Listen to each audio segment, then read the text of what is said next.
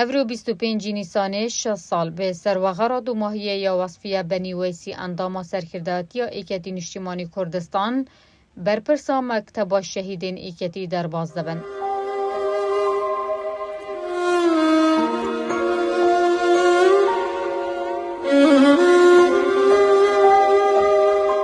وصفیه بنی ویس کو به دیکا شهیدان برنیاسه لی سال 1953 جه خزانه کان اجتماع پرور لی قضا خانقین لی پارزگاه دیالا جدایک بویا و لی سال 1975 پیوندی به ریزن کمالا رنجدارانی کردستان کریه و هروی سال پشکا کردی لی کلیش آدابه لی زانکویا سلیمانی تمام کریه.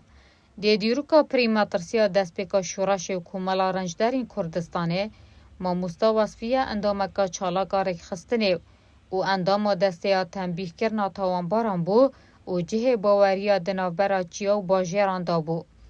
هاریکارا رک خراوه حلوی سور کومالا رنجدارین کردستانی بو و حوالا شهید میلازم جامیر قهرمان برکفنی سیداره و شهید اندی بو.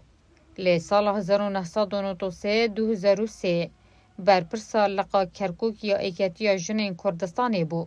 موه که جی کارگر مالبند رکستنا گرمیان یا ایکتیه بو. لی سال 2010 لی سیامین کنگره ایکتی نشتیمانی کردستان لی سلیمانیه وک انداما جواتا سرکردات یا ایکتیه هاد بو هلبجاردن و هروی ساله و پشتی پیکینانا مکتب شهیدان لی سر راسپارده سرکمام جلال ببو برپرسا و مکتبه. ما مستا وصفیه نمونه برپرسین خدمتکار و حل سوراو بو و سرکرده خمخورار بازا مامو ایکتیه بو.